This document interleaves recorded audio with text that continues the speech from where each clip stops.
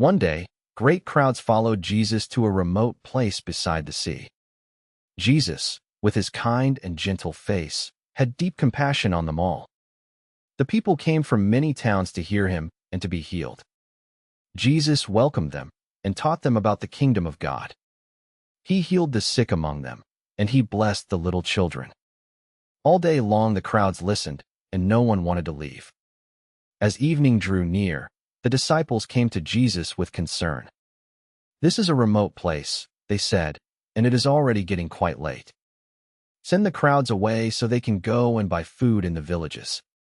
But Jesus answered them, "They do not need to go away. You give them something to eat," he said to his disciples. The disciples were astonished. How could they possibly feed so many? It would take a small fortune to buy bread for this great crowd. There were about 5,000 men there, besides the women and children. Then the disciple Andrew brought a young boy forward to Jesus. "Here is a boy," he said, "with 5 small loaves and 2 little fish." But what is that? He wondered, for so very many hungry people. "Bring them here to me," said Jesus gently and kindly.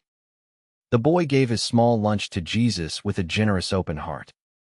Jesus told the disciples to have all the people sit down. So the great crowd sat down together on the soft green grass. They gathered in groups upon the hillside, quietly waiting. Jesus took the 5 loaves and the 2 fish into his hands. He looked up to heaven and gave thanks to God for the food. Then he blessed the food and began to break the loaves. He gave the pieces to his disciples to share out among the people. And a truly wonderful miracle began to unfold on the hillside. The disciples passed out the bread, and it simply did not run out. More and more bread kept coming from the small loaves. The fish, too, kept multiplying right there in their hands. The disciples went through the whole crowd, feeding every person. All the people ate as much as they wanted to eat. Every single person on that hillside was completely satisfied. From one boy's small lunch, thousands upon thousands were fed that day. When everyone had finished, Jesus told them to gather up the leftovers. "Let nothing at all be wasted," he said to his disciples. They gathered the pieces and filled 12 baskets completely full.